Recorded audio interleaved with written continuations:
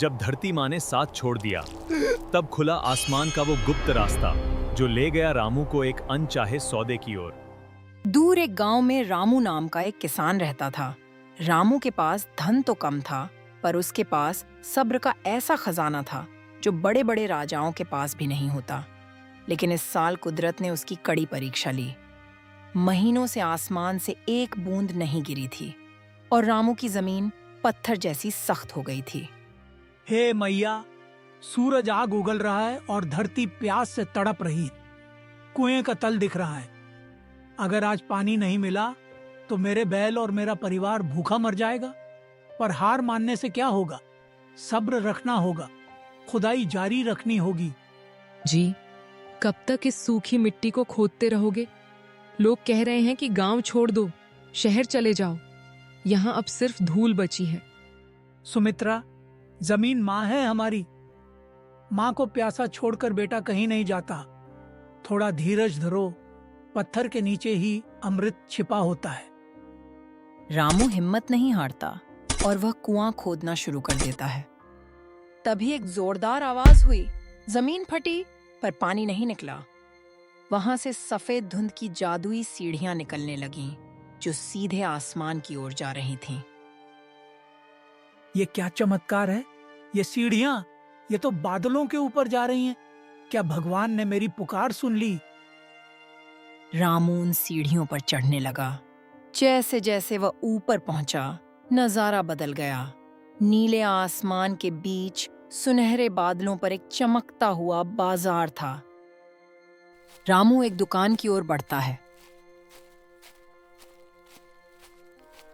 आओ रामू, हम तुम्हारा ही इंतजार कर रहे थे।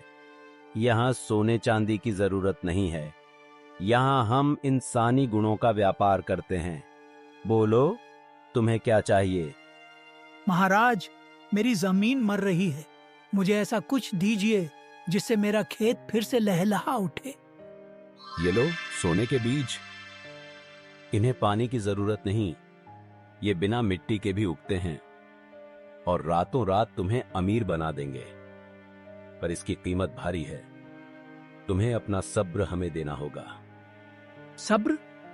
पर महाराज, अगर मेरे पास दौलत होगी तो मुझे सब्र की क्या जरूरत? अमीर लोग इंतजार नहीं करते। मुझे मंजूर है। जैसे ही रामू ने हाँ कहा, व्यापारी ने अपना हाथ रामू के सीने की तरफ बढ़ाया। एक चमकता हुआ नीला गोला रामू के शरीर से बाहर निकला और व्यापारी की हथेली में समा गया। अचानक रामू की आंखों की चमक बदल गई। उसकी शांत आंखें अब तेज और बेचैन लगने लगीं। बीज लेकर रामू वापस गांव की ओर चल पड़ा। सुमित्रा, मैं बादलों के व्यापारी से सोने के बीज लेकर आया हूँ। अब देखना, हम बहुत जल्द अमीर बन जाएंगे। क्या बात कर रहे हो तुम? ऐसे कैसे बादलों पर चले गए? जब मैं कुआं खोद रहा था, तभी अचानक धुआं उठा और आसमान तक एक सीढ़ी बन गई। मैं उस पर चढ़कर बादलों के बाजार पहुंच गया। ये तो सच में चमत्कार है रामू।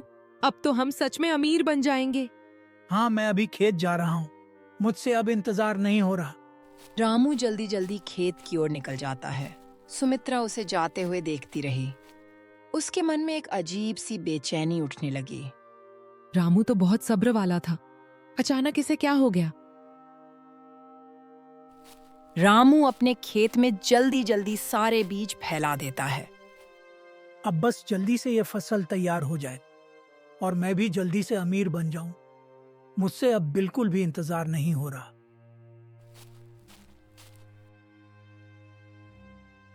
अगले दिन रामू के खेत हरी भरी फसल से लहलहा उठे। अरे वाह, एक ही दिन में फसल तैयार हो गई। अब मैं इसे काट कर बेच आता हूँ। रामू खुशी खुशी फसल काट देता है। फिर वो उसी गांव के एक साहूकार के पास अपनी पूरी फसल बेच देता है। अब रामू रोज फसल उगाता और उसे बाजार में बेच देता। धीरे धीरे उसकी मेहनत रंग लाई और वह दिन ब दिन अमीर बनने लगा। सुमित्रा, मुझे और बीज चाहिए। मुझे और अमीर बनना है, और वो भी जल्दी। अरे रामू, तुम्हें क्या हो गया है? हमारे पास पहले ही काफी धन है। हमें और धन की आवश्यकता नहीं है। नहीं, मुझे और धन चाहिए। जब तक और अमीर नहीं बन जाऊंगा मुझे चैन नहीं पड़ेगा। इतना कहकर रामू गुस्से में वहां से निकल पड़ा और सीधे अपने खेत की ओर बढ़ गया। खेत जाते समय रामू को गांव का एक गरीब किसान मिलता है। अरे रामू भैया, आप तो बड़े आदमी बन गए। कहीं हम गरीबों को भूल तो नहीं गए ना? बातें मत बनाओ और सीधा काम की बात करो। मेरे पास फालतू बातों का समय नहीं है। रामू, मुझे थोड़े पैसे चाहिए। सूखे की वजह से घर में बिल्कुल भी अनाज नहीं बचा है। किशन की बात सुनकर रामू के मन में एक ख्याल आया। क्यों ना मैं इसकी जमीन पर भी खेती करूं? ठीक है, पैसे तो मैं दे दूंगा, लेकिन तुम्हारी जमीन पर खेती मैं करूंगा। ठीक है रामू भैया, वैसे भी वो जमीन सूखी पड़ी है। ठीक है, तुम कल आकर अपने पैसे ले जाना और अब से मैं तुम्हारे खेत में भी खेती करूंगा। अब मैं चलता हूँ, मुझे जल्दी है। गांव में रामू की जादुई फसल की चर्चा फैल गई और यह बात भी फैलने लगी कि अब वह पहले की तरह सबसे अच्छे से बात नहीं करता। गांव में रामू की जादुई फसल की चर्चा फैल गई और यह बात भी फैलने लगी कि अब वह पहले की तरह सबसे अच्छे से बात नहीं करता। अरे किशन भैया, ये रामू के खेत में रोज फसल उगती है और वो रोज काट भी लेता है। ये कैसा चमत्कार है? हमारे खेत तो सूखे के कारण बिल्कुल बंजर पड़े हैं। हाँ, सही कहा। और जब से उसके पास पैसे आए हैं, उसका व्यवहार भी बहुत अजीब हो गया है, जैसे किसी ने उसका सब्र ही छीन लिया हो। हाँ बेटा, जब इंसान के पास अचानक बहुत पैसा आ जाता है तो अक्सर वह अपना सब्र और संतुलन खो देता है। अगर मैं इसी छोटे से खेत में खेती करता रहा तो मुझे अमीर बनने में बहुत वक्त लग जाएगा। मुझे लगता है कि मुझे पूरे गांव के खेत किराए पर ले लेने चाहिए। इतना कहकर रामू सीधे गांव के सरपंच के पास जाता है। अरे आओ आओ रामू, आजकल तो तुम गांव में बड़े मशहूर हो गए हो। हाँ, वो सब ठीक है सरपंच जी। आप मुझे यह बताइए, क्या मैं पूरे गांव के खेत किराए पर ले सकता हूँ? ले तो सकते हो, लेकिन उस बंजर जमीन का क्या करोगे? वो सब मुझ पर छोड़ दीजिए, मैं आपको पैसे दे दूंगा। आप किसानों में बांट दीजिए। ठीक है रामू, जैसा तुम कहो। कल से तुम वह जमीन इस्तेमाल कर सकते हो। मैं सबसे पूछ कर रख लूंगा। ठीक है, अब मैं चलता हूँ, मुझे थोड़ी जल्दी है। अगले ही दिन रामू ने सारे खेतों में जादुई बीज बो दिए और देखते ही देखते फसल इतनी तेजी से बढ़ी कि कटाई के लिए तैयार हो गई। इतनी सारी फसल मैं अकेले नहीं काट पाऊंगा, मुझे गांव वालों की मदद चाहिए होगी। यह सोचकर रामू सीधे गांव की चौपाल की ओर चल पड़ा। अक्सर वहां लोग इकट्ठा होकर बैठते, बातें करते और अपने सुख दुख बांटा करते थे। अरे तुम सब लोग सुनो, मुझे खेतों में कटाई के लिए मदद चाहिए। चलो मेरे साथ, मैं अच्छा इनाम दूंगा। अरे भाई, आ तो जाऊंगा, लेकिन दोपहर के बाद। अभी मुझे थोड़ा काम है। क्योंकि रामू अब सब्र खो चुका था। वह गांव वालों की बात सुनकर गुस्से से भर उठा। तुम लोगों को अभी मेरे साथ चलना होगा, मैं किसी का इंतजार नहीं कर सकता। रामू का यह व्यवहार देखकर गांव वाले बोले, माफ कीजिए रामू भैया, हम तो दोपहर के बाद ही आएंगे। अगर इतनी जल्दी है तो आप खुद ही काट लीजिए। ठीक है, तुम लोग यहीं बैठो और बातें करते रहो, मैं कोई और ढूंढ लूंगा।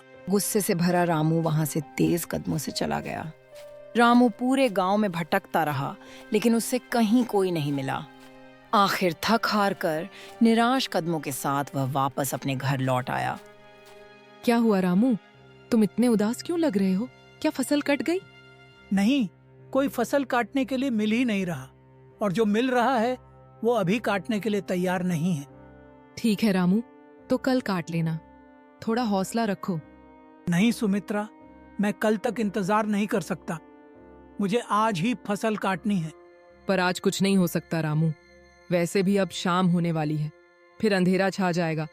फसल इतनी ज्यादा थी कि रामू अकेले उसे काट नहीं सकता था। आखिरकार मजबूरी में उसे कल तक इंतजार करना ही पड़ा। अगले दिन जब रामू खेत में पहुंचा तो सामने का दृश्य देखकर वह सन्न रह गया। उसकी पूरी फसल काली पड़ चुकी थी, जैसे रातों रात सब कुछ बर्बाद हो गया हो। अरे ये क्या हो गया? मेरी सारी फसल काली कैसे पड़ गई? मैंने तो अपने सारे बीज इसमें लगा दिए थे और अब मेरे पास एक पैसा भी नहीं बचा। तभी अचानक वहां बादलों का व्यापारी आ पहुंचता है। रामू, क्या हुआ? तुम इतने दुखी क्यों हो? अब तो तुम्हारे पास सब कुछ है। मैं बर्बाद हो गया हूँ। मेरी फसल काली पड़ गई है और मैंने सारे बीज एक ही बार में इस्तेमाल कर लिए। अब मेरे पास कुछ भी नहीं बचा। यह तो होना ही था रामू। तुमने लालच किया, जरूरत से ज्यादा फसल लगा दी। और याद है, इस फसल को एक ही दिन में काटना होता है। हे बादलों के व्यापारी, मुझे अपनी गलती का एहसास हो गया है। इन जादुई बीजों ने मेरा सब कुछ छीन लिया। आप बस मुझे मेरा सब्र वापस दे दीजिए। और उसी पल रामू का सब्र वापस आ गया। उसके चेहरे पर फिर से शांति लौट आई। आपका बहुत बहुत धन्यवाद बादलों के व्यापारी। दोबारा ऐसी गलती मत करना रामू। इतना कहकर बादलों का व्यापारी वहां से वापस चला जाता है। रामू फिर से मेहनत, ईमानदारी और सब्र के साथ खेती करना शुरू कर देता है।